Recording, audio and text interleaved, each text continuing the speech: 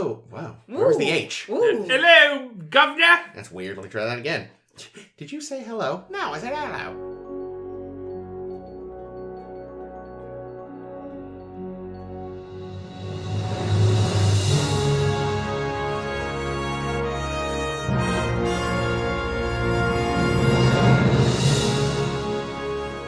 Hello and welcome to A Star to Steer Her By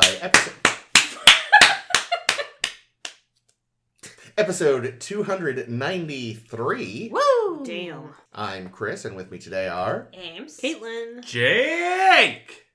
I was trying something new there. It didn't work. No, I don't know. I thought it was good. Oh, I good. liked it. Thank you. Yeah, it had its merits. This week, we will be looking at Survival Instinct and Barge of the Dead. Ooh. Spooky. Oh, you're doing spooky. I was doing foghorn. Oh no! They both worked. I mean, foghorns are kind of spooky. They are kind of Or spooky. they can be. They are often used to establish spooky. I say. Wrong foghorn, but yes. Nah. If that's the wrong foghorn, I don't want to be right. Fair enough. First up in Survival Instinct, the Voyager has pulled up to a space station and Janeway decided, let's just let everyone on board all at once. And Tuvok's like, we can open the ship without it being quite okay. And among the many people on board are some old colleagues of Seven of Nine. And by old colleagues, I mean former Borg from her old Unimatrix. A lot of those around. Yeah. They pull a little, trick. Admiral Black goes up to one of them, to her, and is like, I've got this big box of stuff, and shows her the Hellfish Bonanza keys. And, I'm not getting any of these references. come on, Hellfish Bonanza you should get. That's a classic Simpsons. What? When it turns out Monty Burns was in Grandpa's unit in World War II, Oh my and they had god! the Nazi art. And they all had the tattoo. Yep. Wrinkly tattoo. Mhm. Wrinkly gibberish. Yep, exactly. Holy cow! That's a deep cut. That one was specifically for you, because I thought you'd get it. Damn! I'm sorry I wasn't here for it. And Admiral Black, that guy will play Admiral Black in the future. I thought it was Admiral Forrester or something. Maybe it is Forrester. There's an Admiral Forrester and an Admiral Black. He's Admiral one of them. Forrester's from Enterprise and is played by Vaughn Armstrong. Who is this guy? Who is this guy? Okay, Forrester then. Anywho, having done that tangent. We did it! So yeah, guy is like, hey, do you want these things? And she's like, oh shit, that's Borg stuff. Yes, I do. Janeway This stuff, isn't it neat? Nice. Janeway will pay you literally anything for it. I would love to know what he probably didn't ask for anything because he wanted to keep his scheme secret. But... Soup from Neelix. Ooh, wait a minute. Like So a think tank. she starts looking into it, and they're all like, him and two other people are being creepy with each other, and there's talk of a plan, and what's going on security, and they try to like break into her mind while she's in her regeneration alcove, and she's like, fuck off, you jackasses. And so basically the short version is we find out they were all part of the same little team. They crashed on a planet. Because they were disconnected from the collective, they set up like a mini local collective, but it wasn't working great, so all their memories started to resurface. And three of them are like, oh, fuck this noise, I don't want to be a Borg anymore. And she's like, but, oh god, it's like all I've known for years, and no. And, we find out, we again cut back to the present, and the three of them, they manage to escape from the Borg, and for some reason have like a mental link, even though they've been deborged, and they just, share thoughts all the time, and they just want to be individuals properly, and they think she's somehow the key to it, helping them figure out what. There's like clearly some missing gaps in their memories, hers as well. And it turns out she caused it by reassimilating them when they tried to run off. And then there's a big thing where it turns out the Doctor can only disconnect them from each other if they'll be... Well, he can disconnect them from each other, but they'll be dead in like a month-ish. They're also now suffering all this brain injury Yeah. from doing that link thing. Yeah, that's part of it too, you're right. Whoopsie. So either they can be returned to the Borg, Ugh. in which case they will be able to survive, but as drones, or she can disconnect them all from each other, but they'll be dead in like a month. And there's a bit of a debate, and then she does the right thing and lets them be deborged. And, yeah. Am I the only one that felt like there even being a debate was kind of fucked up? It's like, well, we just have to return them to the collective. It's like, have you all learned nothing? The Borg are awful. I mean, I think the way they did it made it work, and that it was like, it wasn't between her and the crew, it was her and the Doctor, who it kind of makes sense that he'd be like, my programming is such that do no harm. Yeah, do no harm, and like, at the basest sense of do no harm, it's keep them alive. And it's like, well, this ain't the best This isn't a live doctor. Yeah, and that's kind of what he brings her around to. You know, what was the line they said? Survival isn't enough or something? Yeah, the line, because I wrote this one down. Yeah. Yeah, because that's quoted a bunch of times in Brain is Gone, Station 11. Because Brain is Gone, Spock's brain. Yes, that one. Station 11, which is a book turned into a series on Netflix, I think? HBO. That I'd recommend. I think it's pretty good. Fair. Both the book and the series. Yeah, post-apocalyptic. But yeah, I thought that was a pretty good line. Survival isn't sufficient. I also think, because I know we've said before, like, are we going to see, Seven get any development over the course of the show and, like, becoming more person-like, or does she just start over every episode? And I think this episode does a lot of showing what development she's gotten, because a year ago, Seven would be like, yeah, send her back to the Borg, they'll be fine. That way they can still live. And this Seven is like, I'm very conflicted about this. She has a chat with Chakotay, which they don't talk an awful lot. I thought that was a nice little touch for a scene. She has a chat with EMH about it. It's all good stuff for her. Her and her buddy Chat Kote. And, Ew. you know, she gave Naomi an existential crisis by chatting with her about it in a deleted scene. God, that would be awful. Small child, help me decide this. Should I kill these people? I do like that by being involved in this and being like their old work, like fucking work buddy, she winds up with power of attorney.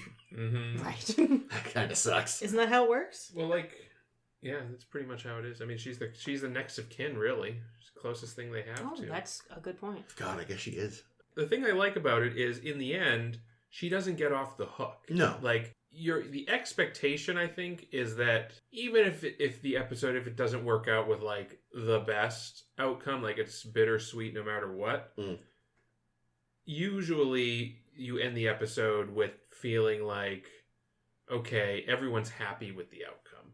But in this one, like, yeah, the Borgs are happy enough. They accept it. But they're also just like, fuck you, 7 of 9, for doing this to us. I can't forgive you. You fucked me up. You fucked my life up, and fuck you. Well, it's funny, too, when that guy was like, my people don't believe in holding grudges, and they have their little moment, and then they cut to, what was her name? Marika. I'm a fucking Bajoran. We love to hold grudges. Exactly. Yeah, first thing it says, Yep, that's Bajorans exactly hold a grudge, though. I love to hold grudges if it's the kitty from Discovery. Oh, she's a queen. Speaking of which... Grudge? Speaking of cats? No. Yes, speaking please. of the Bajoran Borg. Yeah. Nobody on Voyager noticed, apparently, that, among the people that are wandering around is a random Bajoran? Yeah. Or someone, like, I imagine, like, somebody comes like, wow, you look so much like a species from the Alpha Quadrant. That's crazy. They have the same nose thing. Yeah, that's true. She's like, it's not that unusual. Lots of aliens have a nose thing. I mean, they probably do is the thing. I feel like we see a lot of nose things. Yeah, we see a ton of aliens that look fucking identical to humans. And no one's like, are you human? Well, sometimes they are, but it's always when they're actually human. And it's like, god damn it. I suppose, like, also, too, like, the ship was stupid crowded. She'd probably just kind of keep her head down and, like, a little Band-Aid over the nose. Just kind of pretends to sneeze. I mean, think about how many species are just humans without even a nose thing. Right. Yeah. I mean, she also had scars all over her face that kind of drew the eye. What it really comes down to is Starfleet people are, like, just fucking face blind to face stuff at this point. That's right. And she didn't have the earring, so that's why they didn't notice. Oh, man, you've been working out. You got that washboard bridge. Weird Jake. Yeah, I think they're going, and this is me looking ahead a little bit, because, I happen to look, Marika's going to stay on Voyager to rub salt in fucking Seven's wounds. Are we going to see her again, in the month or so she has to live? And the answer is no. Absolutely not. That's too bad. And fucking missed opportunity, because that would be a great episode a month down the line to be like, oh, Marika, you're failing, your body is failing. Maybe if more had stuck around. Maybe, especially, like, if she had, like, considering that she's technically Starfleet MIA, she should theoretically be able to be reinstated as an officer, I would think. Yeah, you're really going to make this woman work for her. No, but I feel like from like a ceremonial perspective, like, they'll having her in a uniform would have been interesting. They'll definitely shoot her out out of Affinity Tube when it's time to say for sure, goodbye. for Oh sure. God! Yeah, she mentions that she served on the Excalibur, which Yeah. which eagle-eared listeners will remember is the ship. Riker commanded, right? That's right. Riker commanded in I Redemption actually thought so too. which was another Ronald D. Moore episode. Yeah. So And he knew. And as I believe I mentioned at the time, gets an extra life in a series of novels with a new crew, though. Oh dang! So how does the timing work out, right? Because 7 of 9 says that the crash where they originally deborged was 8 years prior. So Oh, I missed that it was that long ago. yeah, so it was 8 years ago is when the crash happened, and the Federation only first encountered the Borg in season 2 of TNG, which would have been what, like 10 or 11 years ago in universe. Probably. So either she was a recently, Does it work out to Wolf 359 or no? I don't know. I mean, how Well, many- but the thing is, I've we don't seen know that. we don't know how long she was a Borg. How for. many That's the years thing. ago?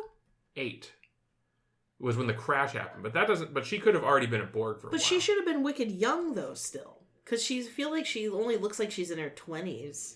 So so assuming she's supposed to be the same age as Jerry Ryan, she would have been 31 at the time. When they crashed? No, sorry, when they in the filmed- present. when they filmed the show. So then, in theory, if they're roughly the same age, Seven would have been in her early 20s at that point. How do Bajorans age? Well, so also she could How have. do Borgs She age? could have been a younger crew person when she was on the Excalibur. Yeah. Yeah, she wasn't necessarily in Redemption. She was just Right, on she that was ship just on at that some ship, point. and we don't know. I mean, that ship. Well, actually, no. Could that ship? Because when was Redemption? What season? No. 3 or 4? I'm gonna I say think it was 4. 'cause So Redemption was after Wolf 359. right, So, because that was Best of Both Worlds. Which was but the which thing was end is, of season all of 3. the ships at Wolf 359 were destroyed. Yeah. So she couldn't have been at Wolf 359 because the Excalibur still exists Yeah. for the other episode. So it had to just been some other encounter with the Borg that we don't know about. Might be why they have a completely new crew by the novels. Right. Oh, did anyone else also recognize that actress? Because I wanted to bring up, mostly for my own reasons, that she played that Vulcan woman Sakona in DS9's The Maquis. She was the one, this is why I want to bring it up, that when the Maquis thought they could kidnap Gul Dukat, which is hilarious, she tries to mind meld him, and it doesn't work, and Dukat just says, "Oh no, are you trying to mind meld me? You dumb bitch, what do you think you're doing? I'm Gul Dukat. Have you seen my swagger?" No, what he said was, "Are you trying to mind meld me? That's outrageous, Sakona."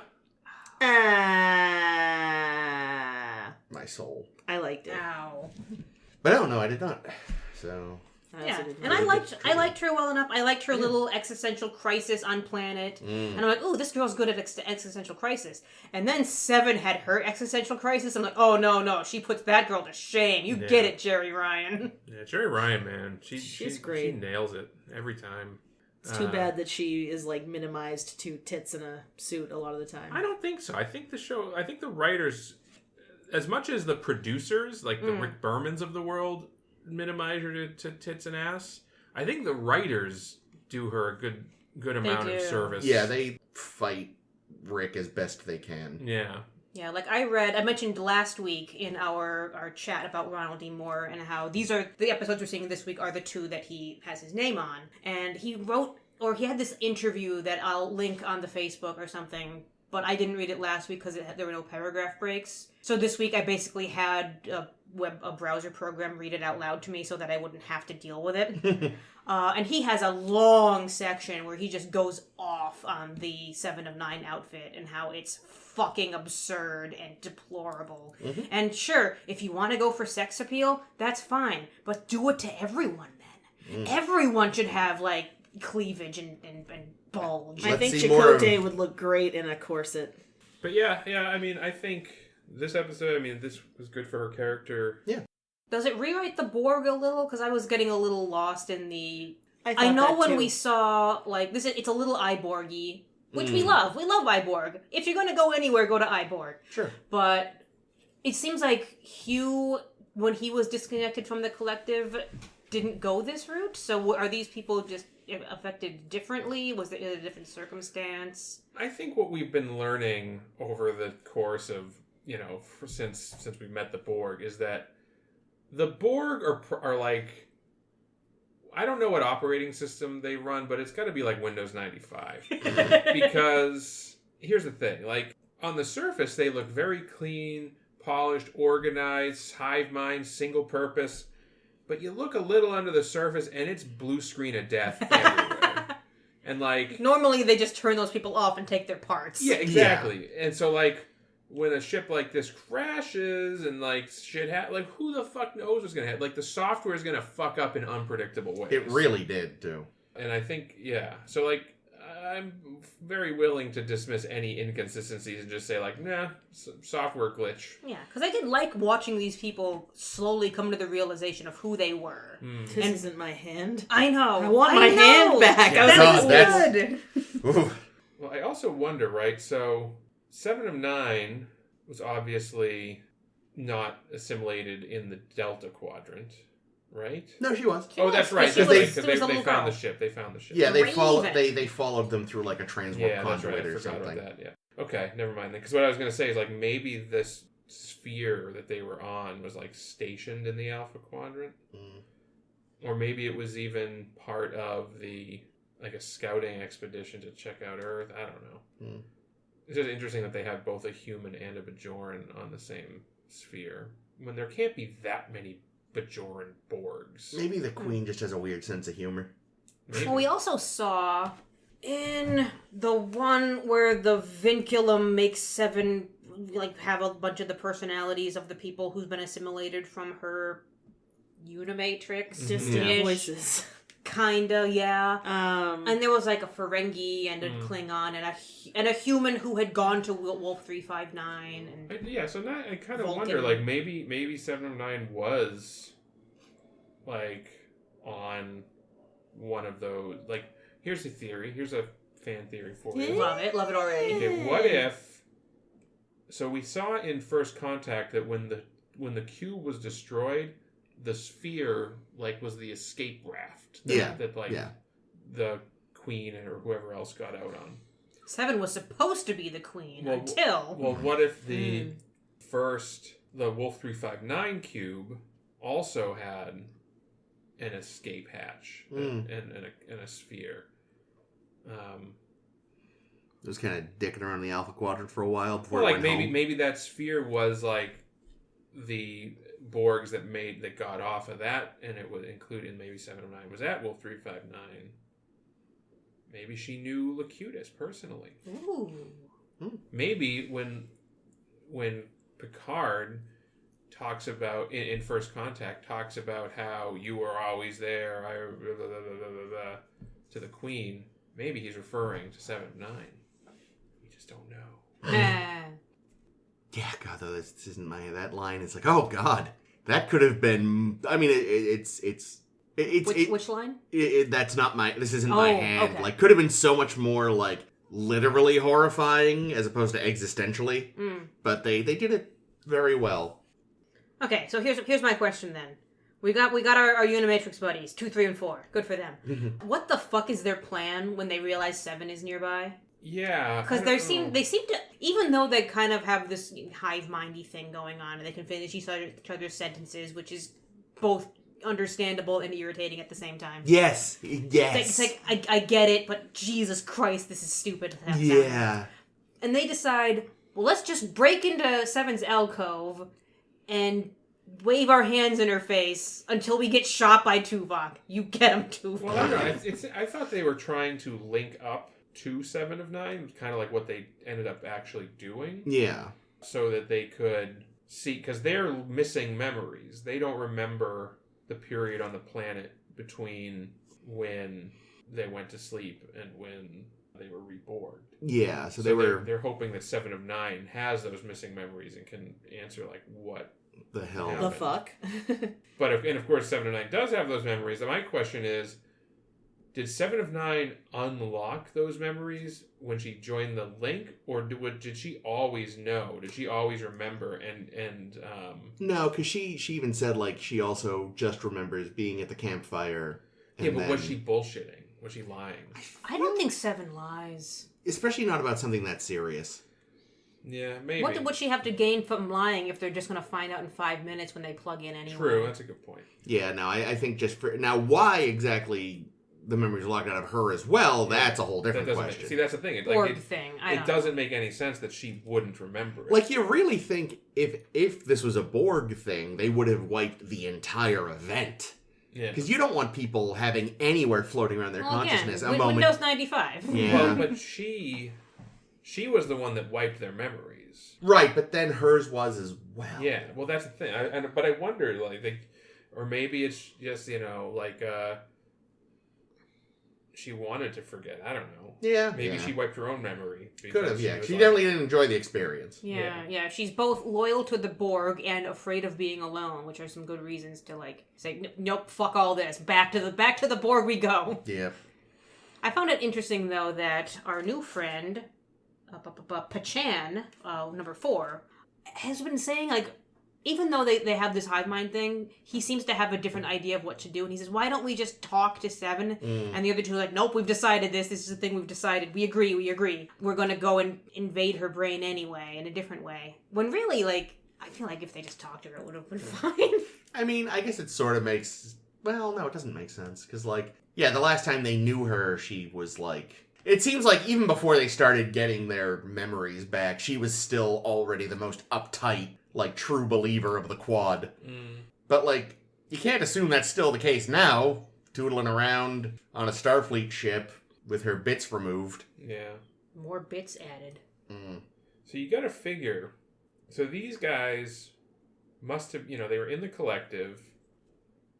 But still, like, they still had their connection Extra to each special other. connection, yeah. So they were aware enough to know that they didn't want to be Borgs. Yeah, like, they actually orchestrated an escape. Yeah. I feel like they would have gotten decommissioned or whatever. Maybe the rest of the collective didn't realize that they had this. Yeah, their special connection might have been somehow walled off from the larger thing. Yeah, they thought, the reassimilation is the thing that they can see. When the collective asked them, so do you want to be in the collective or not? They were like, well, I'm of 2 minds. Maybe 3. Well, no. So here's my guess is that because the collective must have known like that 7 of 9 left and that she was on Voyager, and we know that they know that because in that episode where we meet the Queen, Unimatrix Zero? Dark Frontier. Dark Frontier. Yeah, the collective knew about the whole plan all along. So I wonder if this was like, they're like, oh shit, 7 of 9 got out. She's on a ship called Voyager. We got to leave the collective and catch up. Find her, and then we can do this thing and maybe figure out how to fix ourselves. Yeah, it makes sense. And that, like, so I don't think it was like coincidence that they were here at this station. They were there for Voyager for 7 of 9. Yeah, they've probably been trying to find her for a bit. Yeah. Well, a few months anyway, because they said they broke out a few months ago. Yeah. Yeah, I said we broke out. Why can't we have fucking thoughts of our own? I hate seeing all the mental images in your mind. Did they hijack a Borg sphere? Yeah, maybe. Yeah. Do they have anything smaller than a sphere? Like a the mini cube or a Queen's Corvette thing. Yeah. I was gonna say they got like a little just Borg automobile. Yeah. Okay, but I'm actually picturing oh my god, what's her name in Spaceballs? Her little like space Princess Vespa. Yeah, her space the Mercedes. Actually, you know what it is? At some point, the Borg assimilate that car that got shot into space with the little mannequin. Right. So one of them just does a Transformers and they have that car. No, they just put rockets on there's it. Actually there's a pickup truck in space. It smells like manure. Why bring that up? Did we need the scene with Kim and Paris admitting No. that they'd failed at alien tennis? No, I think they were padding for time. Yeah, no, they very clearly were. Ronald D. Moore did say that they ran a little bit short, and when he looked back and to see like what they added, he was like, "Oh, ugh." It was funny, when they're standing there looking chagrined. And I said, Captain, you don't understand. They said Voyager should be hauled away as garbage. I said the same thing! Yay! Also, her plant, little throwback to Beauregard. A little bit, and also a little bit to, Jake and I just rewatched Haven, and Majel had the little right! plant on her arm that could move around and do shit. It was very cute. Didn't expect it to be prehensile. Yeah. Those were silly scenes. Like Chakotay dragging a gigantic, unwieldy contraption around, which was... Because this otherwise isn't like a light, happy episode. No. This is a let's all have identity crises episode. I think it's good that they started it that way and then dropped Stopped it as appropriate. Knocked Because the it was fuck kind of off. different and nice to see, it's crowded. Because even when they meet people, there's still always kind of this sense of isolation. Just because of the You nature see all the of... Voth walking around on the ship? It was great to see them. Oh, I didn't! That's So here's the amazing. thing, they looked like Voths, but then there was a scene, I think it was Naomi identified them as some other species. Oh, she was talking about them particularly? I thought so. Oh, I can catch what she was talking about. And so, I don't know. Subspecies, maybe? Well, the thing is, like, the Voths are xenophobic. Yeah, that's So true. why would they be hanging out, unless there's, like, an offshoot of the Yeah, a Voths? couple millennia ago, some said, fuck you, they're the Romulans of the Voth. Yeah, maybe. They were like, Because fuck... they were well, definitely the same makeup as Voth. But Yeah. They splintered away, became their own little culture. More like the... Opened up a Jurassic Park. Yeah. They're the Romulans of the Voth in that they broke off, but That rhymed. not as isolationist as the Romulans. And who's more xenophobic, the Romulans or the Vulcans? The Romulans. Yeah, the Vulcans The made Vulcans- first contact with Yeah. humans, like punks. Yeah, see, I guess what's weird about the... Yeah, they're not xenophobic, but they are racist as hell. They can still be jerks without Yeah. being isolated. Like, they think they're better than everyone, but they'll still deal with them because it's only logical. But yeah, to what you said earlier, Ames, we Did I? also found the finishing each other's sentences thing kind of obnoxious. Yeah. It's like, again, I get what you're going for, I get why it makes sense, but there had to be a better way to do it. I felt like it had been directed by someone that did a lot of like theater because it felt very But pompous theatrical. theater. Yeah. Yeah, that's what I thought. said. Theater. Ah! What the fuck? Did I stutter? Oh, Listen, God. I love it as much as the next guy. You know this. I happened to think when they were trying to figure out, okay, let's figure out why we don't have these memories, and Seven seems to be a part of this. Quick, Doctor, bring out the hypnosis machine again. Oh, no. Something else I managed to forget about. Yeah, that was a terrible idea. So bad. I found, it's funny when they had the scene where Seven doesn't like crowds.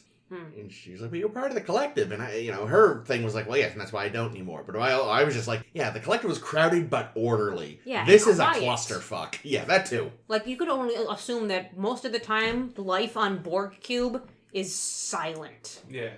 You just have, as you said, the white noise of all the voices. Right. Which honestly must make it hard to not doze off constantly. They go in the little alcoves all the time. Yeah, no. Picard's thing about sleep, it's like, it's not that... That's why it was so easy. They've already got the white noise machine going. It's really warm. We know that. So it's hot. There's a nice little hum. There might... I'm not saying I want to be assimilated, but it sounds like maybe it's not as bad. It's supposed to be easier to sleep when it's a little bit chilly, actually.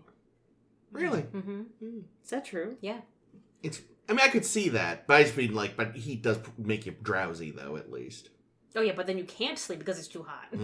Fair point. Yeah, I would much rather be a little bit cold because then you can like squish down into some blankets. Yeah, then you get some blankets. If it's too hot, like, there's nothing you can do. Yeah. There's only so much you can take off. Only so much skin you can remove. Yeah. You can wrap with a blanket. Your cat can sit on you and give you some of its warmth. Put your socks in the microwave a little bit. Yeah. And I was just picturing a Borg cat. Oh, so Oh, pretty. Although I think we talked about that before, and we're like, the whole collective would just fall to pieces. Because it would just... The pure chaos of cat mind would take over. But they'd all be fastidiously clean. There was one more line I liked when our Borg friends were on planet. And I think it's Marika who says, "It tastes similar to a bird I once ate." Yeah. And I said, tastes like chicken. Yep. That's the Borg way of saying that. I thought you were saying that was proof that cats had been assimilated. Ah. See, but here's the thing, right? I don't get the impression that Borg Have a lot of taste buds? No. That they're like their bodysuits. I don't get the impression that they ever take those off. I think that they just wear them all the time. They right? must smell horrible. I think they're a part of you. But here's the thing. Now, most Borgs don't eat food. They just stand in their alcove and get regenerated. No, those Borgs shit themselves so so much. So they ate food on the planet No. and then shat themselves. No. See, thanks to their assimilation, they have a perfect... Like, the nanites just took everything and turned it into something the body could absorb, so there's no waste. It's like a still suit, you see. I believe the reason why they're mad at 7 of 9 is because she made them walk around with shit in their drawers for years. You gave us poopy pants! No, God. We're a highbrow podcast. Oh, yeah, the highest. So, yeah, I like, the end, they all have their own way of, Armstrong's gonna go off and just meet people. Yep. Boyface is like, I am gonna go be completely alone, which I fucking get after what he's been through. And Bajoran Lady's like, I'm gonna get sort of kind of a taste of home, which I was never expecting. I'm surprised she didn't just say, I'm going to get as much revenge as possible, because that seems very Bajoran. Yeah, I hear you Voyager ship like to destroy Borg. I'm in. Yeah. Yeah, I remember at that scene when Marika says, 7, I understand what you did, but I can't forgive you. Like, rawr. That feels very Bajoran. Meow. And then I thought to myself, this is where the episode should end. And then there was a Naomi scene, and I was like, ugh. But then it was a cute Naomi scene. I was like, damn it. Fine, I'll allow this episode to end this way. Yeah, it was fair. She was, as much as, little kid Naomi can be irritating, I thought she was used well in this episode. Yeah, she was. Yeah, better than hero worship for sure. Yeah. When she's written well, the actor has the capability, which is good. Yeah. Because no matter how well a kid is or isn't written, if the actor isn't able to carry it, there's a problem. No, she's good. Yeah, she is. She's good, and I really like her with 7. Like, yeah. I think I like that better than any other use of her. Like, her and Neelix was too much, because I already think of Neelix as being almost as bad as a kid. I don't hate him as much as I thought I would. But how did you like her in Flutter? Hated. So much. That's what happened with Marika. Marika. Jesus Christ. Marika. Tambourine. Is she spent the month just having Hasperat forced on her by Neelix, who kept asking her questions because, their only other Bajoran turned out to not even actually be a Bajoran, and she's dead now. There's another Bajoran. There is? Yeah, in the Nothing Human, when we see, the Doc made himself a Cardassian friend, this Bajoran guy says, he's a Cardassian! That guy who popped up for just that episode and never You'll again. never see me again! Thanks, that guy. That's right. Well, she seems more pleasant, so Neelix talked to her. Yeah, that's fine. We see Neelix make us some food in the next episode as well. Yes. There we go. I was trying to figure out the fact that I was going to try to build it around the fact that. Oh, we also go into people's brains a little bit. Oh, good point. I was going to say just the fact that we have Mirak. I've already forgotten again. Marika and Miral. It's this is very confusing. The mirror name week. The Mirror Universe. Nope. I would have rathered the worst Mirror Universe episode. Then Barge of the Dead? Yeah. Oh boy, tell us about it, Chris. Oh, must I? Barge of the fucking Dead. Ooh. If the last episode had us thinking, man, it's a shame Ron Moore didn't stick around, this episode might have you thinking... It was mostly Fuller. Really? Yeah. Well, Brian, the two what of them the hell? did the story, but then Fuller did the teleplay. See, you could have fooled me, and I would have assumed it was a Minosky. See, well, for me, a lot of it just felt like... Distant voices. Well, I got a lot... Well, we'll talk about when we actually talk about yes. after the summary. So, Still love B'Elanna... you, Ron Moore. Yeah, I mean, everyone has an off day. B'Elanna is flying the Delta Flyer, which was a mistake because, as we all know, Tom gave it those stupid controls, so only he can. She was just in a regular shuttle. No, it looked like the Delta Flyer. I think it was a regular shuttle. Okay. I think it was also a regular shuttle. Okay, well, anyway, it was too small to. Oh, that's a good point. Anyway, she's flying. It didn't have the funny window. I thought it did, but I clearly wasn't paying close enough attention. Doesn't matter because it turns out to be a dream. Whoopsie. She's in a shuttle.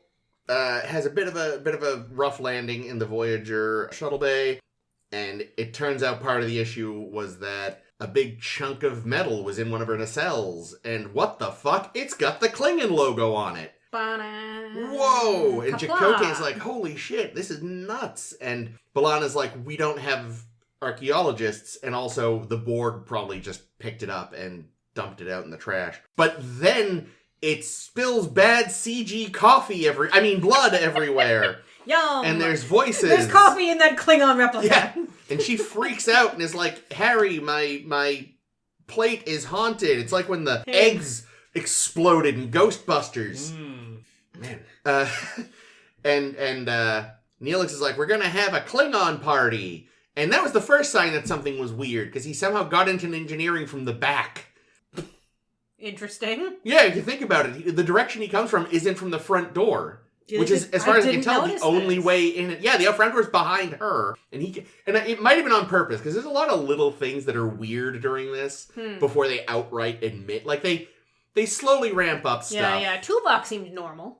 That's where the escalation really takes off. Yes, exactly. Because at first you're like, yeah, this makes sense. Wait a minute. Now this doesn't. So yes, and they get to the Klingon party, and then a Klingon shows up and starts murdering the fuck out of people, and B'Elanna's like, what in the hell? And it turns out... Literally. Yes, because she's actually been dead the whole time, but she was having a I don't believe I'm dead dream. And this guy was there to kill the dream and say, actually, you are on the Barge of the Dead, which is bringing you to Klingon Hell.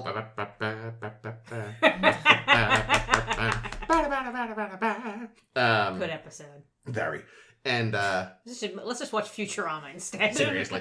Did I say this barge should be hauling the dead? I meant this barge should be hauling away as Garbage. Good.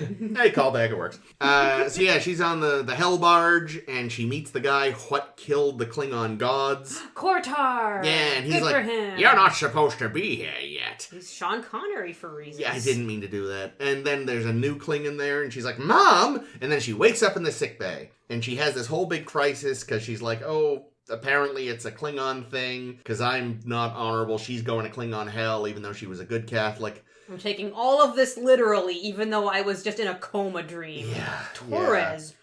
Yeah. What?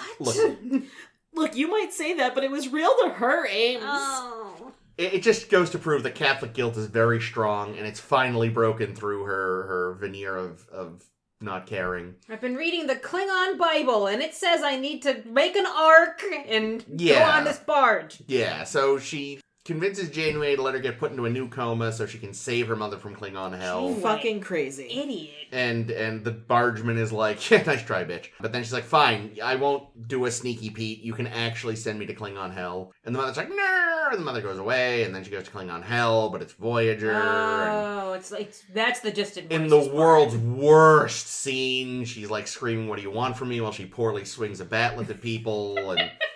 God, it was bad. And then she sung to her mother and is like, oh, we'll see each other in Shoko, or maybe when you get home. So maybe Mom's not dead. Maybe this was all just a coma dream. But a second identical coma dream. Because that's how coma dreams work. Yeah, no, see, this felt like... The reason I thought it was maybe a lot of more is like, oh, yeah, this feels like, Moore's interest in sort Klingon of stuff. weird, semi-religious and Klingon stuff. And, the religion. But, not...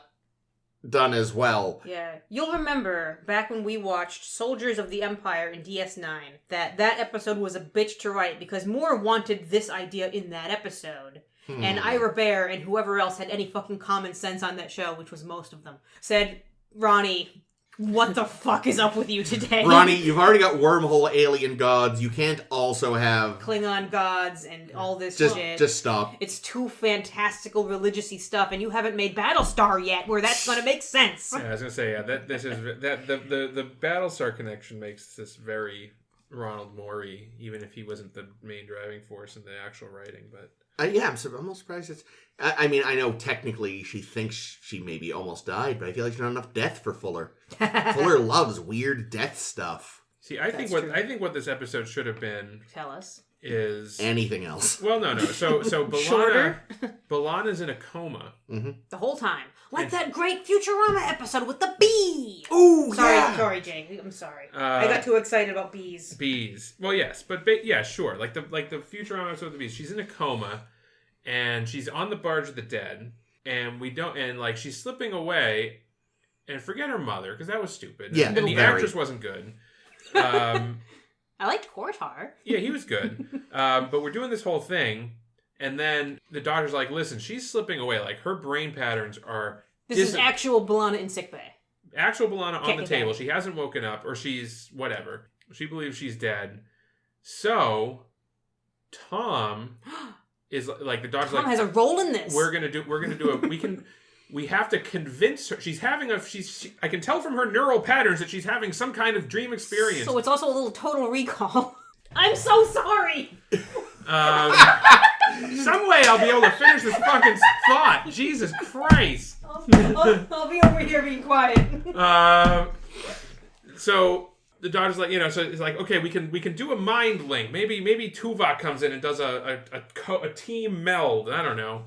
And then Tom appears in B'Elanna's dream on the Barge of the Dead and has to play his lute to get her to escape from the afterlife. Is this all an Orpheus reference? Yes. The whole thing was an Orpheus reference. Oh, that's fine too. I have a question. But that would have been a better episode anyway. Yeah, it would have been. Anything would have been better than this episode. Why didn't they try to mind meld the Borgs? Not to go back to the last episode, but what the fuck, Tuvok? They haven't been using Tuvok an awful lot, Yeah, and I miss him. Although terribly. one thing I did like of this episode was I'm glad the you were meditation pleased. scene where he loses his shit, Yeah. and slices her face open with a bat left. But of course, that wasn't real. No, it wasn't real, but it was Yeah, good. it And Tim Russ did good. It reminds He you did. that Tim Ross has range, and he Yeah. is excellent. He did actually play a Klingon once, right? Before he was Tuvok? Yes. Yes. In- I want to say in the one with Dax getting her worm taken out. Yeah, I think he was one of the mercenaries. I think That's was what I thought. right. Yes. Gross. Yeah. I think that's right. Comment below if I'm wrong. Yeah. But yeah, he was definitely a Klingon at some point before Voyager. Yeah, I could have done this episode without the mom character, and I really like the things that pissed me off most about this episode was, like I said, I was not a fan of the actor playing the mother. Dang.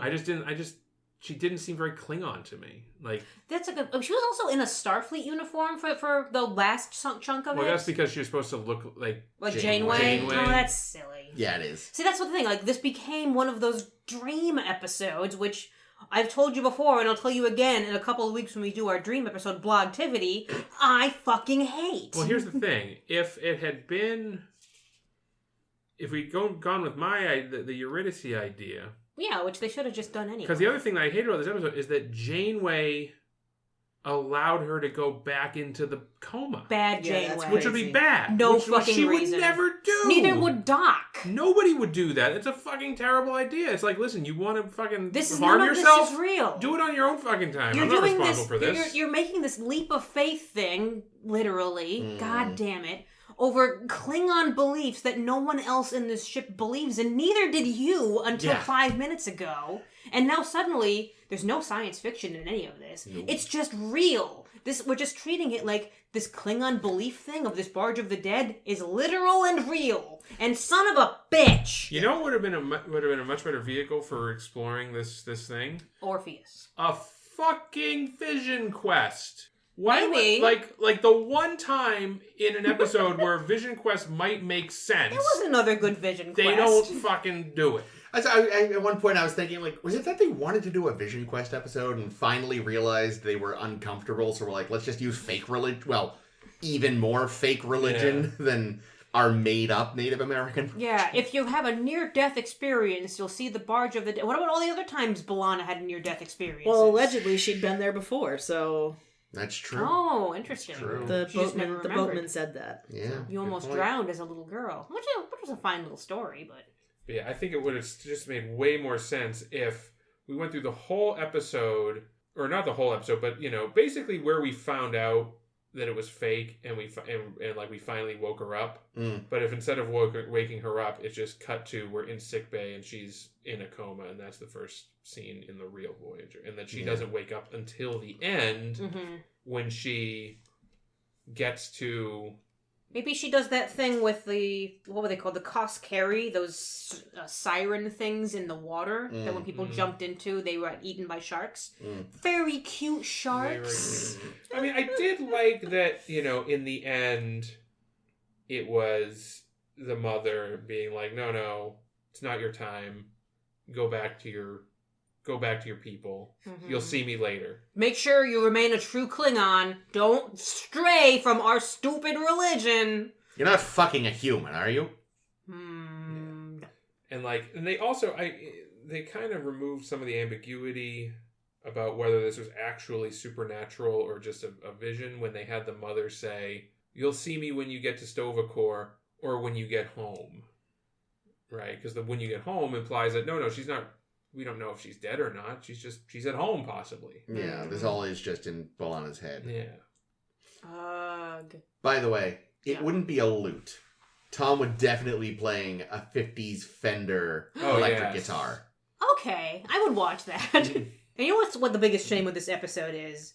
We don't get a ton of Torres episodes, and a lot of them have been kind of like Extreme Measures last season, which was an interesting idea, and Roxanne Dawson executes so well. Yeah. And yet they give her not very little to work with every season, and it just rubs me the wrong way. Because they even in early days they would give her episodes, and they were much better from what I recall. I did like her little Klingon outfit in this. I thought she looked adorable. Most people can pull that off. It's a very versatile outfit that works with a lot of actors. Okay, no, I got it. I figured Jake figured out the Eurydice thing. I figured out how we make it what work. outfit is she in, though? I don't know. Damn it. But here's the Eurydice thing. So Tom wants to save her, but he doesn't have any Morticons.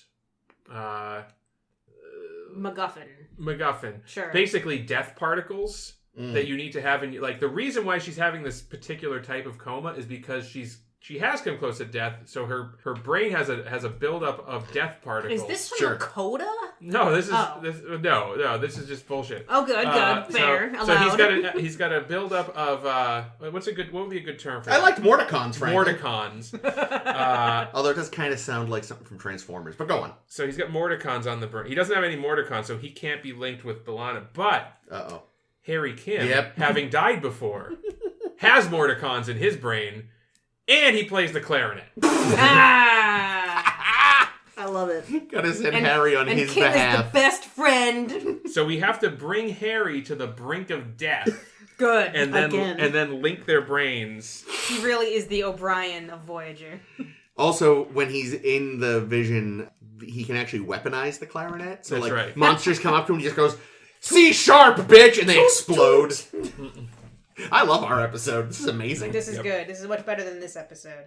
The gates of Klingon Hell had a Klingon symbol upside down. It did. I missed that. It was very goofy. I did appreciate, though, in her dream at the banquet, the mugs actually had the Klingon symbols with, full color, which I think we only ever saw in TAS. I remember TAS had more color in their symbols. That's funny. Whereas usually they're usually red, sometimes black, usually monochrome though. But on rare occasion you get one where each of the spikes is a color, and they were on the steins everyone was holding. Nice. Yeah, I don't know. I think there was some good stuff in this episode. I thought none of it was Star Trek.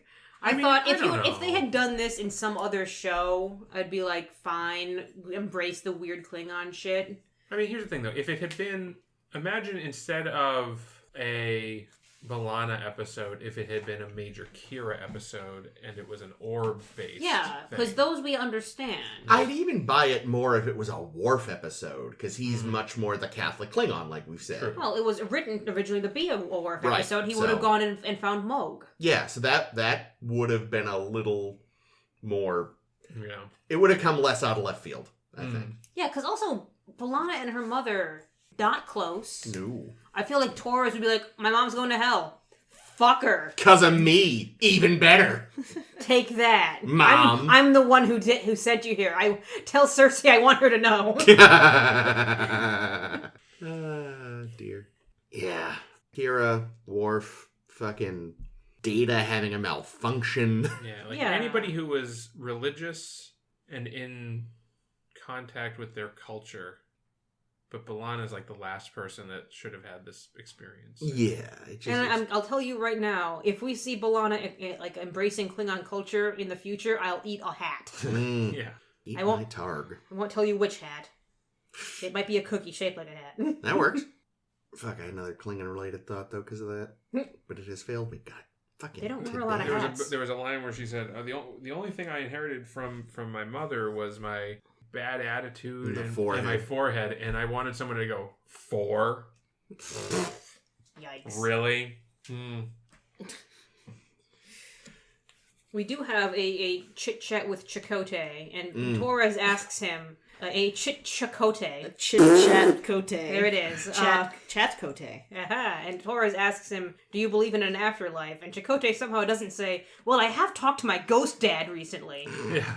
No, that was That's Ghost his Granddad. There was a dad one. It was in Initiations. But it Fair wasn't enough. recent. Yeah. Fine, less recently. Look at you arguing about what recent is. But it did seem like Chakotay was distinctly absent from the real IRL Voyager scenes. Oh, yeah, because that was still in the coma, wasn't it? Yeah. Jesus. Oh, you're right. Like, again, like, being, like, one of B'Elanna's closest and oldest friends. And also having some potential insight into and this. being, a religious person himself who has, talks to dead relatives all the time, you would think that he would have been consulted on this conundrum. Or you know who else you could have fucking talked to? Neelix.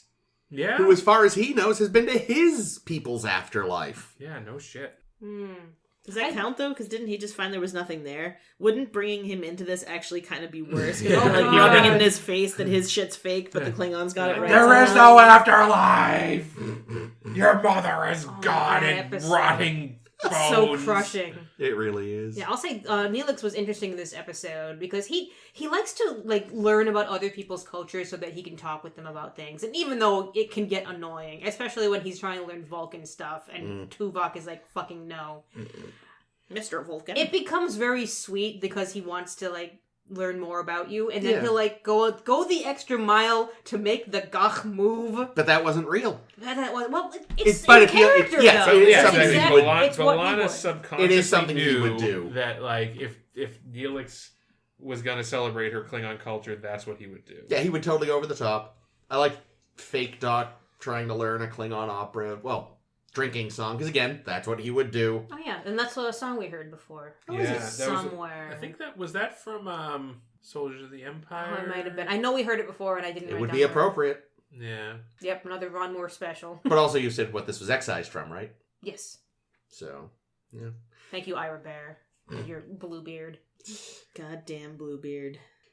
But yeah, no, I was saying before we were doing the introduction, when the way it's shot, and maybe they didn't do this on purpose, but B'Elanna and Harry are positioned such that you can see the entrance to engineering behind them, and Neelix comes in from the other direction. Oh, we're talking about this again. And as far as I know, there's only one way into engineering, so he just sort of appears. Maybe he was already in engineering doing other stuff. I like to maintain and give him too much credit and say that it was purposely done. Crawled. It's like how the not geometry. It's kind of like how the Overlook Hotel doesn't make sense. But that was very much on purpose. That, rooms are where they can't possibly be and vice versa. Yeah, well, it's because Kubrick was trying to tell us about how he faked the moon landing. Yes. Yes. Well, here is Torres' not at all wrong feelings about the Batleth. It's a clumsy weapon. Yep. Overstated, like everything else Klingon. Wait till you see a Discovery Batleth, B'Elanna. Yeah.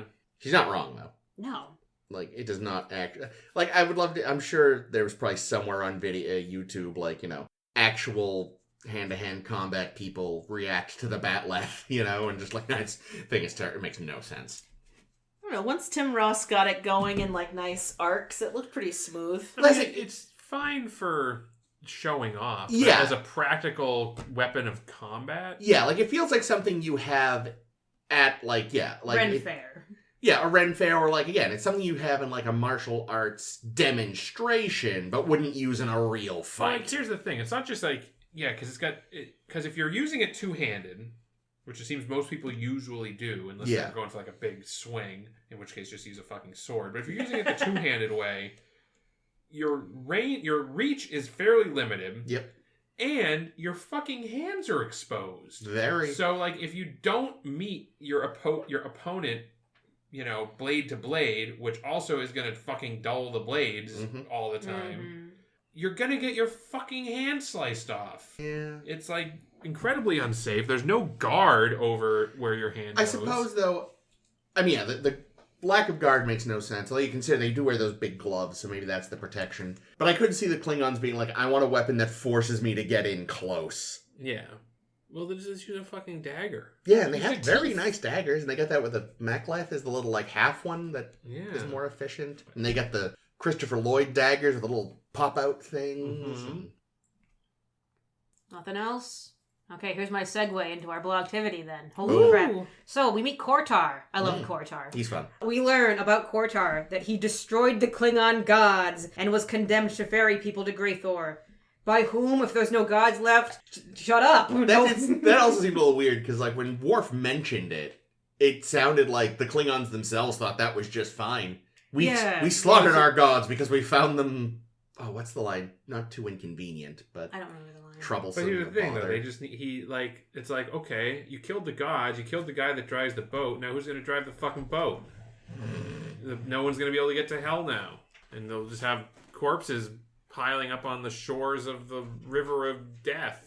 Yeah, so what does anyone need with a god anyway, right? Exactly. What does God need with a starship? Or a barge of the dead? Well, we're going to tell you, because our blogtivity this week is on all the omnipotent beings in Star Trek. Wow. Of which there are a ton, some more powerful than others. Kevin Uxbridge. Kevin Uxbridge is Jake's pick. He is the best. Well, he's the most powerful. I'd say it's a toss-up between him and the Q. Every single list I've seen, Q is just automatically number one. And Kevin Uxbridge, when they remember he exists, because not all of them do, is often second. But here's the thing. Q, can die. Apparently. Picard decided. Yeah, Picard season 2. Also... Spoilers! Well, no, weren't they... Were they not killing Q in that Civil War episode? Yeah, I guess they were. Yeah, that's true. They were trying... Oh, yeah, they can also... they can They can die, kill each other, certainly. And they can kill themselves, if they're allowed. Well, if they're allowed to, once. turn. So listen, take back your, derisive or That's whatever, dismissive Picard. But no, I'm not going to take that back, because that's just a garbage. god being able to kill another god is a pretty common thing in any kind of fiction and mythology, though. Yeah, and I'm pretty sure... No, remind me, because it's been a while since I've watched the Survivors with Kevin Uxbridge. Didn't many of his people get killed, or was he the only... I think his race is called the Duaud? I don't... Duauden? I don't know if they told us. I think It's online all over the place. No, I don't know if they told us what happened to his race. Yeah, it was just that the planet he lived on, all the people there His wife were... is dead. But she was human. Oh. Yeah, he everybody else was human. Okay. Yeah, they just wiped out all the humans on that planet. He was masquerading as human. Yeah. Weird flex guy. Yeah, that's the thing. We don't really... He is the only representative of their species, as far as I know, we ever meet. And all we know about their abilities are limited to what he has done. Once. Which is fucking amazing. Yeah, so, I mean, that could be, like, the tiniest little fucking modicum of their power. Yeah. You know, so I assume they are crazy powerful. I just think that he, like, the fact that he basically could blink and command an entire species, not just kill them all, but wipe them out of all existence. See, the thing is, though, he has a fatal flaw in that he's, like, the only omnipotent being in this entire fucking list who can experience shame. But that might be a good thing for an omnipotent being. It's a damn good thing for the universe. It makes you less powerful because it means you don't want to kill other beings. And you feel bad about it and, sequester yourself on a planet forever afterwards. Yeah. But yeah, no, Kevin Uxbridge and the Q. Like, that, we brought this up. My first thought was Kevin Uxbridge and the Q. Yep. Yeah. Like, who else is there that's really anywhere near that powerful? One I saw, which, maybe, the Guardian of Forever. It's unclear how much it can act. Like, obviously it can throw people anywhere and any when. Yeah, and but how much it can actually do without an agent is... It can't. Because they specifically say, like, hey, could you slow down the passage of time so we could figure out how to jump in? And it's like, nope, I do what I do. Good luck! So I don't think... I don't think the Guardian counts. I think the Guardian is, like, a plaything of the gods, maybe, but I don't think it's a god itself. Well, that's hard to see, because we're just going to have to tag this, like, this whole section, just spoilers for all of New Trek. Because apparently it can anthropomorphize itself, as we discover in Discovery. Well, I didn't do that on purpose. It must have had a firmware update then, because it didn't used to be able to do shit. Yeah. But yeah, it does seem to... Again, it seems more to be a doorway than something that can act itself. It relies on you to go figure it out for yourself. It doesn't seem to do anything itself. Yeah. It's also, spoilers for Imzadi, when Caitlin finally reads Imzadi. We see the Guardian there, too, and he's a lot of fun. Yeah, so powerful, but still doesn't hold a candle to Uxbridge, and I'm just going to call it the Uxbridge, because I don't know how to pronounce their name either, and the Q. What about my boy Gothos? Yeah, we love him. So here's the thing, I was thinking about him. Or his parents. His parents are more powerful. Yeah, exactly. Sure. He's all powerful, except he still has to answer to his mommy. He still has to go sit in the corner for a little while. And he still needs, like, some sort of power generator. Yeah, he's got a machine. But it's unclear if they need one. Well, I also was wondering if maybe the machine was just part of, like, the subterfuge there. That, like, because Kirk destroyed the mirror. Yeah. But he still had powers. True. So it's almost like he set that up so that Kirk would think he needed the mirror. Maybe, yeah.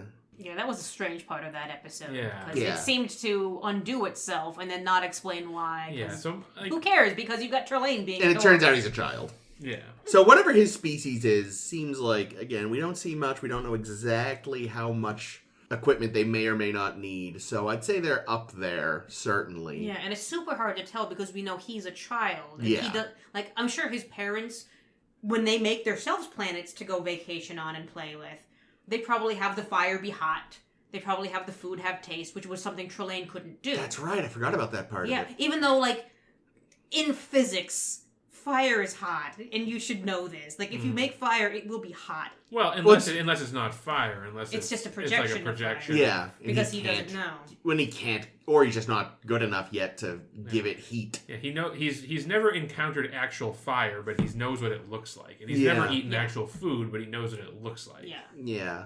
He can tell the consistency of water, kind of thing. Yeah. He can tell, oh, that's a liquid. I can make something that looks like that. But yeah, so I think, again, without dipping into beta canon, we just don't know. Because I know, like, he shows up in a novel, and he's, like, a match for a Q. Well, yeah, he's Q's godson, I think, which is very silly. Oh, he's a big boy. Yeah, I would read that. What book is that? I don't know.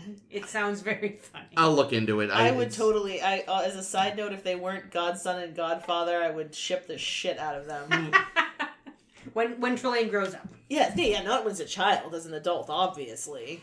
Q had an affair with Trelane's mom. Now, Amanda Rogers? Yeah, she's a Q. Yeah, but she is more powerful than John Delancey Q. Explain. Well, because she threw him across the room with her mind. He wasn't ready for it. I don't know. I don't think didn't hurt him. Well, because she's got the power because she's the child of two other Qs, so she's got the combined power of she's got Q. She's Q squared. Well, that's another Voyager episode. I know. We have to because she is the child. We're getting another Voyager Q episode? Yay! It ain't great. Oh, we're doing swiping with White Cat. Oh, he's bratty. He's purring. You're a little asshole.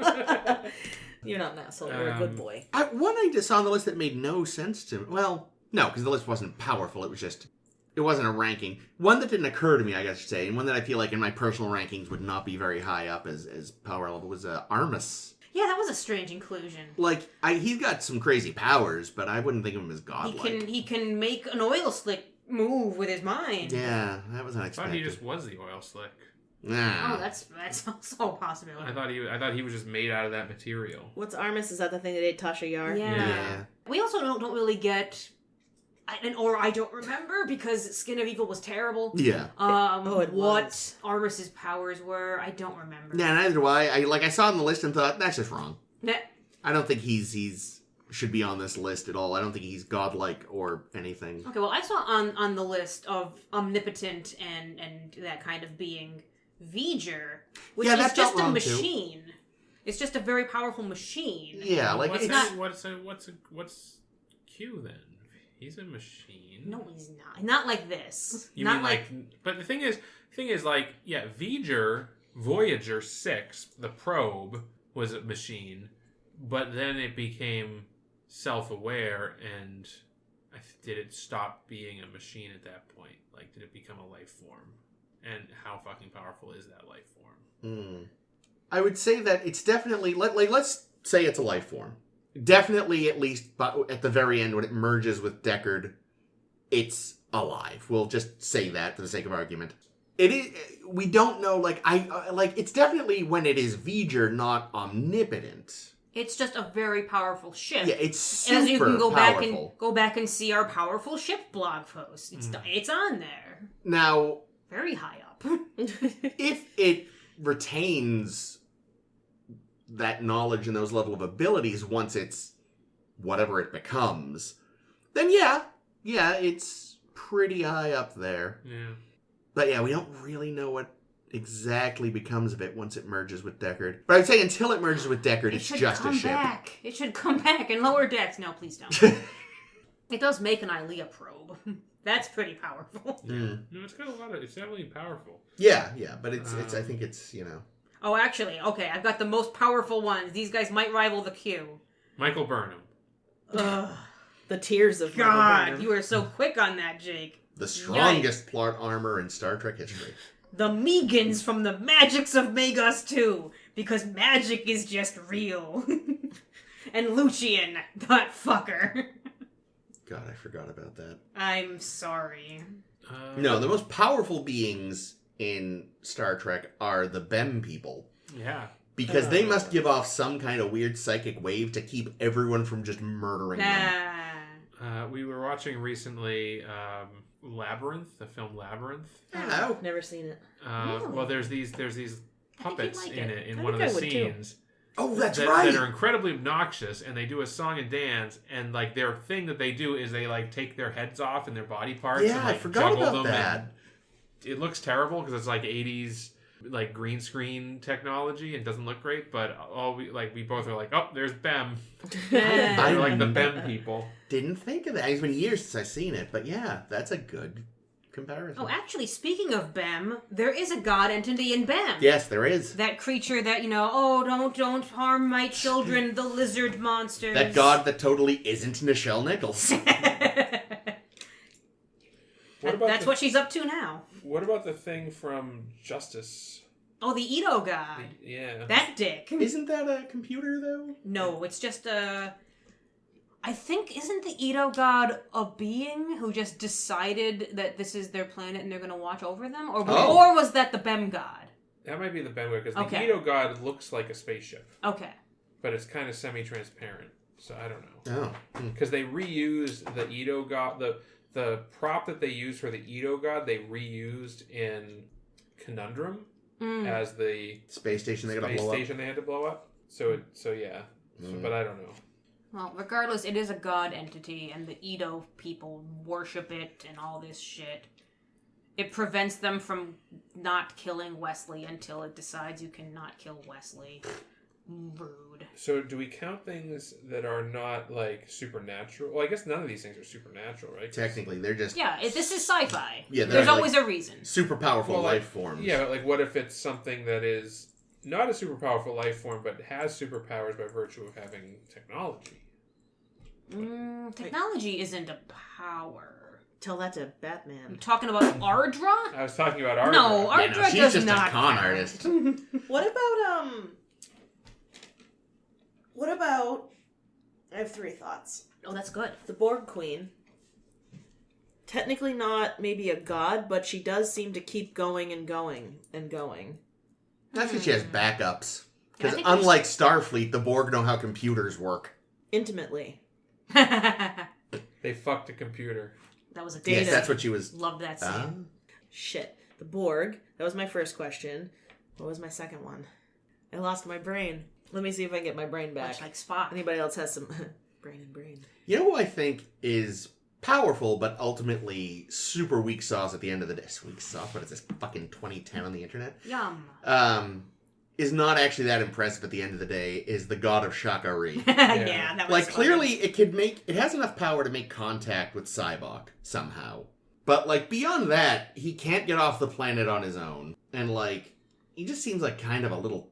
I mean, he's fucking blown up by Spock and bird of praise phasers. Yeah, Like, he reminds me an awful lot of Ardra in that he's not really a god. He is a con artist, but we also don't know But he what does have his some powers powers. are. Like, yeah. here's the thing. It is the power that Cybok uses to get everyone under his spell and like, you know, the taking their pain. Taking their pain? Is that something that... Oh, the cat's standing on the keyboard. Uh-oh. Yeah, you might want to remove him. Well, see, I always sort of thought more that was just because he's a Vulcan. You think he was It's just like using a Vulcan mind meld? powers? Maybe. Yeah, he was just... that was a question. I wasn't sure. Like, is that something that he got from the god of Shakari, or is that just like It could his be. inherent I mean, Vulcanness? they were clearly in some sort of psychic contact. Yeah. So maybe he amped up his natural Vulcanness. Mm. Maybe that's part of the reason he used a like Vulcan. like a Wi-Fi booster in Yeah. your house. Yeah, I gave him another dice to roll for his roll. Yeah. But maybe that's why he used him in part was because you know he needed someone with existing psychic abilities to kind of amp up. Or again, maybe that was something he was just already doing. You know, we don't really know. What about the Cytherians? Oh yeah, the Cytherians are on my list. They're the ones that made Barclay temporarily a genius. Oh, I didn't know their name, but I was thinking about them. Yeah, those guys. Yeah, they seem... They're just giant floating heads. Yeah, they seem so powerful that they don't even bother doing shit with it anymore. Like, we want to explore, but we don't want to go anywhere. They're like gamer nerds. Come to us, and you can watch me play video games. They door-dashed exploration. That's good. That's real good. Which honestly, I'm Leave all a tip on the app. Yeah, like I kind of, you know what? I can totally relate. If I was that powerful, I'd like to see things, but I don't want to put on pants. To me, the universe. So you already do that without the power. Yeah. I remembered one of the other things I was thinking of, which is the actually I remember them both. Oh yay! The woman from the Muse. Or whatever the fuck it's called. Oh, yeah. Because I don't know Neither if she's did like I. a god, because she does have to like sustain herself on energy and stuff, but she seems to have some kind of... She's like a succubus. Yeah, but that's Would that be that's like a power, demigod though. of some kind? That's an interesting one. I didn't think of her. Yeah, neither did I. Who about... Because she does gives the powers and Yeah. she takes away the brain. Yeah, she gives Jake writing powers. Yes. That's why he's such a good writer. But then he sobers up and goes back to read it, and it's all nonsense. All work and no play makes Jake a dull boy. Yes. I feel like that's probably something a lot of writers have experienced. You know, either they're high or they're drunk or they're sleep deprived, and they think they've had this genius thing. They write it all in, they wake up the next day, and they're either just well rested or sober or both, and they're just like, the fuck is this trash? Or they're Stephen King and they wind up with Cujo. Yeah. Which is great. And I guess we don't really know the extent of their power, but we know that they're quite powerful. This could be anybody. The xenophobic aliens from Clues. Oh, interesting. Oh yeah, yeah. Because we know that they can possess people, or at least Troy. They can possess, they also have the power to just fucking wipe out the Enterprise with their energy weapons And wipe their memories for this thing. and do the memory wipe. But if we're counting that as all powerful, then we have to include Pulaski as well. Nice, good job. It's also, I guess, maybe a little unclear if these are inherent abilities or if they're just super high tech. You know, Yeah. she's apparently. So I've looked up the Muse woman, and her name is Onaya. She's an energy being. Classic. Outrageous Onaya. And she's like been alive for millennia too. So yeah, she may be godlike. That's a good thought, Caitlin. I didn't even see her referenced online anywhere, so she'll make the list. Yeah. Yay. What was your third one? My third one was Jack the Ripper. Oh, yeah. Oh, What's good his one. deal? Because he be jumping from people, different people and killing prostitutes. I don't know. Oh, that's interesting. Now, this guy, human, so not an omnipotent by nature, but Flint. Omnipotent by nature. Because he just seems to have... he has technology because he's got thousands of years of experience, but he also does some magic shit, like He's somehow- shrinking the Enterprise Yeah, down. he's somehow immortal. Well, that sounds like it was like an accident of nature. Genes. Yeah. Yeah, like he got something. But then, like, he's able to freeze everybody in the Enterprise and shrink the Enterprise down and transport it into his room. He's actually part Q and doesn't know it. Right? His mother was a human, his father was a Q. That's actually an interesting theory. That's a good theory. Dude, Q just be plowing all over the place? Yep. I mean, if they're anything like the Greek gods... Yeah. What well, if Flinch is just a Q and didn't know it? Or, Speaking of the Greek gods, we got our boy Apollo. That's true, yeah. Literal god. Who is just, I mean, he's an omniscient alien, or an omnipotent alien, but he definitely has powers. Yeah. What about the Plato stepchildren people? Were they... I think they're only They're just telekinesis. they're super powerful psychics. With long lives. Yeah, I don't know if they have any other powers. Yeah, so they're more like... They'd be on the lower end of, like, the god spectrum, but the higher end of the humanoid spectrum. Yeah, Which is why, like... I'll put them on the list. Because the list also mentioned post... Nasal drip? Post-Galaxy's Border, Gary... Gary and Dana. Yeah. Gary Mitchell. Thank you, Jesus. I almost called him Gary 7. I was like, that's not right. Yeah, Dana and them. But that's kind of like you just sort of amped up psyche. I don't know if they've actually become godlike. Yeah, well, then at that point, we're also going to think about, like, the Telosians. I was thinking about the Telosians. You're always thinking about the Telosians. I frequently am thinking about the Telosians. You just want to, like, use their heads as drums, like that time Homer quit the power plant.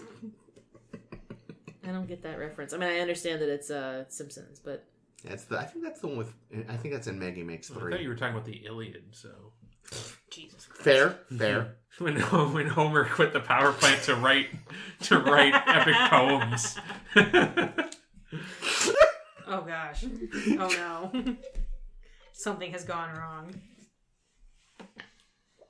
But I think the Telosians are up there. This was from a string of TOS episodes of Omnipotent. Yeah, so they love where there those. was one every other fucking week. I've forgotten all the names now. Thasians. The Metrons. Oh, the Metrons. Yeah, they're the another one. Thasians, the Organians. Yeah, the Organians, they're another big shot. Yeah, I'd put them pretty high, but they're another kind of reluctant superpowered race in which they're like, yeah, we got superpowers, but we don't really give a shit. Well, so here's the thing, right? I don't know if I've mentioned this before, but there's this idea that I don't think I've originated. I think other people have said this before too. That if you notice, the species that we encounter in Star Trek, by and large, are all about at the same level of technology. Klingons, Romulans. Klingons, Romulans.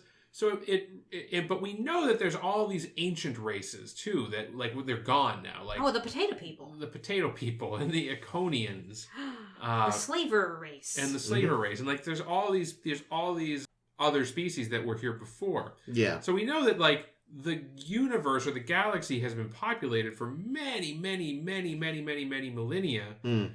But yet somehow all of the species that are currently active in space travel are all at like exactly the same level. And they all seem to be about the same age, give or take a few millennia. Yeah. So is it because the omnipotent beings have just stopped exploring then? Well, so my theory is that, and again, I don't want to take full credit because I feel like I read this somewhere, or like I don't feel like this is my original thought. But the idea would be that not much farther beyond where like humanity is in Star Trek is like a transcendence where like once you reach that level of like you're basically the next step in your technology tree, like if we're going to do like a video game analogy, like the next power in your technology tree is become like a non-corporeal ethereal creature like the Metron or the Organians. So that, interestingly enough,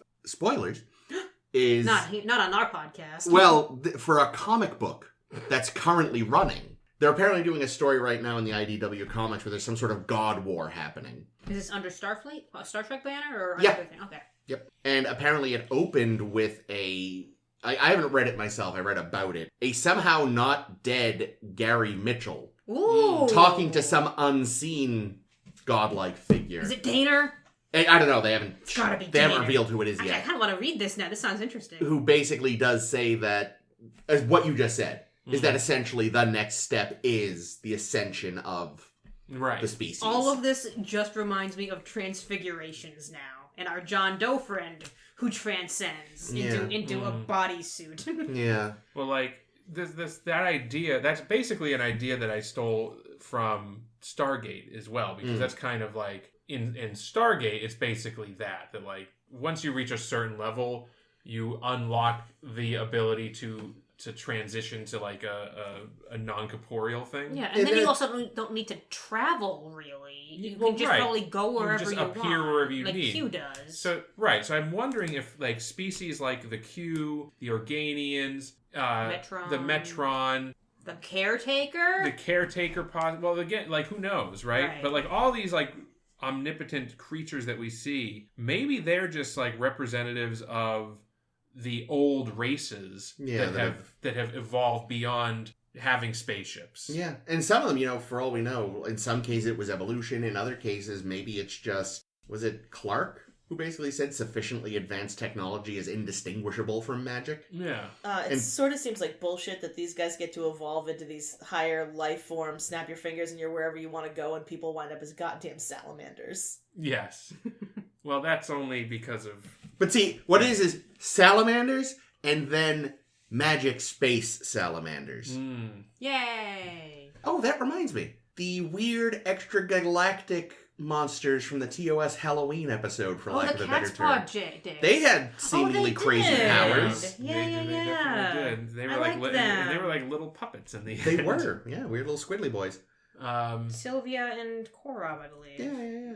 But that's a fair... Like, Star Trek has said in beta canon more than once, actually. There's also an old short story about that basically does say outright that, eventually you just evolve and become crazy energy shits and... Yeah. Or someone gives you powers like in Charlie X! Woo! My boy Charlie. Love him.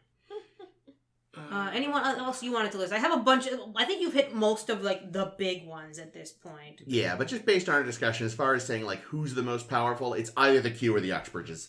What about evil space robot Cthulhu? It's just a robot. But again, like, why can a biological thing be omnipotent but not a robot thing?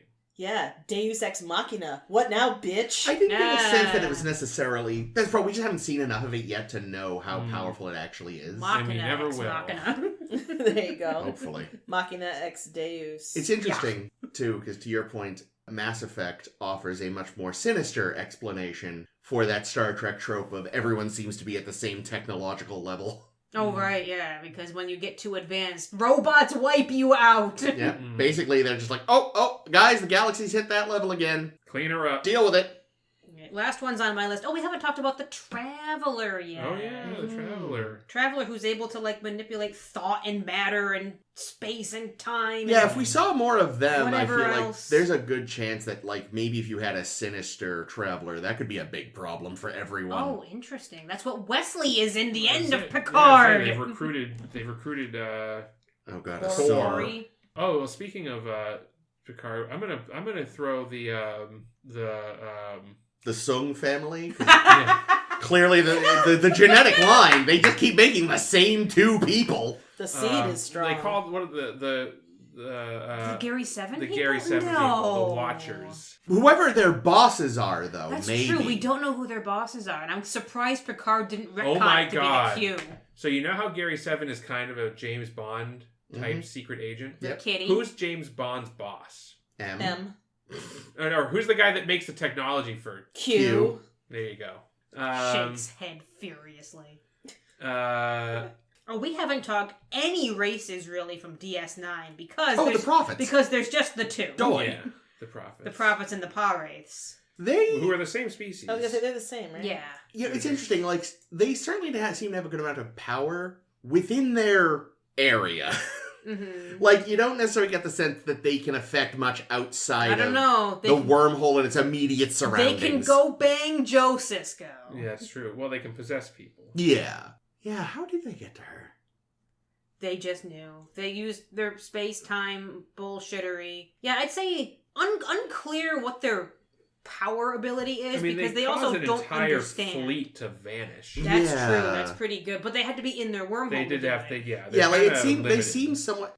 Oh no. Oh no. Maybe they used to all be bad, and Oh, somebody yes. else confined them to the wormhole to keep them from fucking everything up. Yeah, the Celestial Temple's actually the Celestial Prison. I love that. And it's that most of them have been there long enough that they've learned to chill out. And the Pa raids are actually just what they always used to be like. And these were the few that were like, we are not going to take this Reformation line. Like, we're not going to become reformed by this. Fuck you. Yeah. And I don't want to win the Q that traps them because it's always the damn Q in beta canon. Aw. Somebody else. Can it be The Uxbridges. Sargon? No, Sargon's not powerful. Sargon's powerful. They've He transcended. lives in a ball. Before he lived in a ball, he and Thalassa and Henok were ultra powerful beings. And hey, Pikachu lives in a ball and he's really strong. Actually, no, Sargon is basically a Pokemon. That's good. That's good. Sargon, Sar. Oh, God. Sargon. I was going to throw out one last one. Do it. Possibility. Don't know how y'all feel about it. Guinan. I've seen people put Guinan on this list, and I have no idea why. Because Q is afraid of her. She's powerful enough that she gives Q the heebie-jeebies. Why, I'm though? afraid of centipedes, but they're not super powerful. Centipedes going on the list? I mean, she's also hundreds of years old, at least. We don't know. That's just quite... long-livedness, though. Yeah, That's like Vulcans. But she's also got vision through time and space, and she could tell something was wrong in the Yesterday's Enterprise. Yeah, she can timeline. experience multiple universes simultaneously. I kind of wonder, like, is she actually a normal Elorian? I don't know. Because we only see a couple. 3. What are the 3? There's her, there's Soren. And that jackass from the Luck episode of... Oh, God, him. Oh, and he so sucks. Wait, Soren's which one? the guy that brings the Luck From machine on board Rivals. DS9. Oh, that fucker. They were originally going to have him be her kid, even, I think. Yeah, it seems like every other Elorian Is a schmuck. And then Like, there's a Guinan. mad scientist. Well, okay, there's a mad scientist, and you can kind of get why he's crazy. And there's a con man. Like... But they listen. Ish. Yeah. Like, we don't actually... Yeah, that's true. We don't know what Guinan actually is. Because we know that she is a good listener. Mm-hmm. And we know that she was on the refugee ship. She was certainly living as an Elorian because she knew Soren as one. Yeah, she identifies But for sure as an here's the Elorian. thing. She was living on Earth as a human as well in the 1800s. Yeah, so like she might have just gone to Eloria to be like, oh, these people seem interesting. Let me hang out with them for a while. No, you can't make Guinan a nefarious being. No, She has no. I think she's like. She just likes world travel. I think Guinan is an omnipotent being from one of the old ascended races, and she just likes to fuck around and like experience she likes other to fuck life around. forms. She likes to Or fuck she's around a- and find out. She's a traveler, maybe. Could be. But either way, I think she's... I don't see any evidence, really, that Soren or Luck Game Guy... Aside from being very long-lived, Yeah. they just seem like people. They do. And yeah, the Guinan question is, like, they try to imbue all these interesting qualities into her because it makes her an interesting character, but they never pay off or explain That's fine. what the fuck she is. Like, to say, like, why is Q afraid of her? Fuck it. You don't need to know. Just know Nope. that it makes their relationship interesting. But I don't know if that necessarily means she has powers. I think it was just something the writers decided would be an interesting connection for them to Well, have. she doesn't also have can powers. summon Q with a magic bottle. Well, Mm. okay, there's that. But that's the bottle. The bottle is a that really just gets to the point of it's more interesting when you don't know. Yeah, this is true. It's witchcraft. Alright, I have 4 more that probably won't make the list. We have Kess, who by the end, when she has the gift, Yeah. in the gift, she can do all kinds of crazy mind stuff. She can throw the Voyager 70,000 light years away. It feels like maybe she has jumped to that transcendent level Jake was talking about. Is that the thing? Are the Okampa just like at that stage? Or, somehow she seems to be a bit ahead of everyone. Yeah, she jumps ahead, because even the ones that we've met that have been off their planet, off caretaker. The ones that can live to 20. Oh my goodness.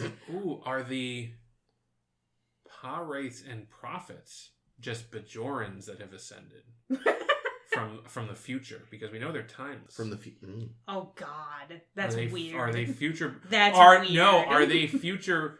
Is one of them the descendant of Kai Wynn, and the other one the descendants of, like, are the prophets the descendants of Kai Wynn, and the Pares the descendants of Gul Dukat? That's dumb. That were Here's the thrown thing. into the fire caves. Here's the thing.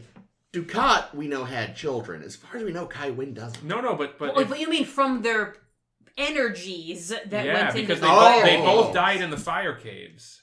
But their energies will always exist because Yeah. transfer of Or matter something. No. That's not Kai Wynn. Why did I say Kai Wynn? That was ridiculous. No, the prophets. Opaka! The Opaka! prophets are the Cisco.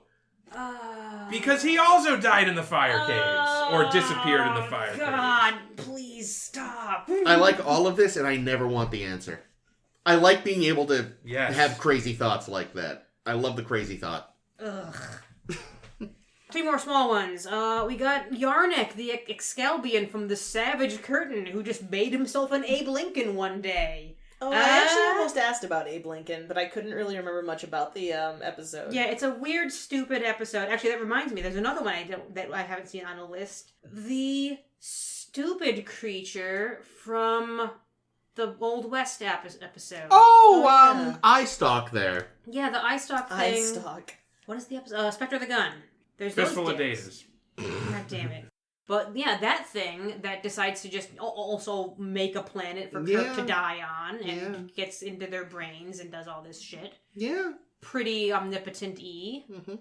Nagilum. Space face. Obviously very powerful. Can make guys' heads explode for his own fun. Yep, but again, I think like sort of the prophets, it seems like limited to his immediate zone. Exactly, yeah. So smaller power, but still a lot of fucking Oh yeah, I mean, compared to any kind of humanoid thing is godlike. Yeah, and the last one I have, because there is honestly not that much in newer Trek, but there is an episode of Lower Decks in which Ransom suddenly transcends and becomes this all-powerful destroyer of worlds. Sure. And it's funny. It's good for him. He's a good guy. So he like Riker becomes almost Q-like. But yeah, it's basically what's the episode? Hide and Q?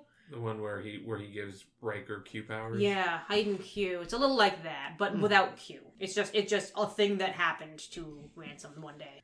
Like you do. Like Remember when he makes Wesley into a big burly man?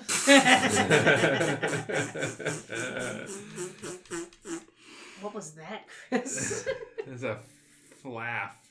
Mixture of a fart and a laugh. So yeah, that's a long and annoying list because Star Trek is full of these fucking things. I think most of them are from TOS. A lot of them, yeah. TOS really loved their omnipotent aliens. They did. The Metrons were dicks. No, they were like super powerful and just weird petty bitches. Yes. Who put Jem in her weird cave? Oh. Those are those bozos. Yeah, they were weird alien dudes. They were just alien dudes. Yeah, like high tech, but not like godly things. What about whoever was running the show in The World is Hollow and I Have Touched the Sky? That was a supercomputer. Oh, okay. Yeah. As I say, we need a whole nother episode that's just supercomputers. We could do that. Because the That would be a TOS good one. loved its omnipotent beings and its supercomputers. Yeah, It did. Because like every other episode where omnipotent like the magic thing wasn't an omnipotent being, It was actually- it was a computer yeah. that went haywire. Yeah. Obey Fembot. Oh, computer who was a Fembot. Yes. B. Arthur. Why do you need gold? Neat. I'll tell you why we need gold next week. Probably not, but we'll find out. Because we're doing more Voyager next week. Woo. Who knew? We're here. We've started the season 6 thing. Episodes next week are going to be Tinker Tailor Dr. Spy No. and Alice. Is it really? Yeah. It is. It's Tinker Tailor Dr. Kunt. it's one of the top episodes. I think. Is it really? So Is it Jake good? It's one of my top episodes. Oh no! It'll be What does interesting what that other say? people think about it. Well, it's one of your top episodes. It's clearly one of the top I'll just say, episodes. and you'll tell me next week if you agree. But for my money, it is the best cold open Oh, of any Star Trek episode. Jake has made me watch the cold open, and I don't know what I think about I was going to say, he's making a face that makes me not You'll sure love if he it. I think needs it. you'll love it. I think you'll love it. You won't because you hate Here's the fun. thing. I'm already biased towards it from the title. So... Yeah. But yeah, just like watch the cold open and tell me it's not the best thing you've seen. Okay. God. Yep, so tell us next week if it's the best thing you've seen over here on A Star to Steer Her By. We're on the SoundCloud. We're on all the other different podcast places. There's an Apple one, there's a Google. There's a fucking ton of them. I don't care which one you use. I use SoundCloud. You can also read up this whole Omnipotent Being blog post that we've been talking about over on our Tumblr page. Make sure that you are following and watching all the things that we do over on the Tumblr at sshvpodcast.com.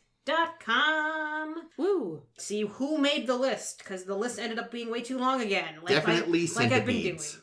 Yep, centipedes. Definitely top of the list. What else do? We do Facebook, we do Twitter, that stuff. It's all fine. And we'll be back next week with more. Until then, this has been Ames. This has been Caitlin. And this is always Chris. Chris, get off the barge. But yeah, it's so soothing.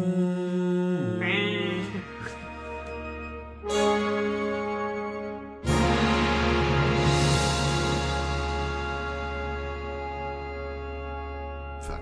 Never mind. Good choice. Mm-hmm. Fuck. I had a thought, and then it immediately was just like, yeah, fuck that.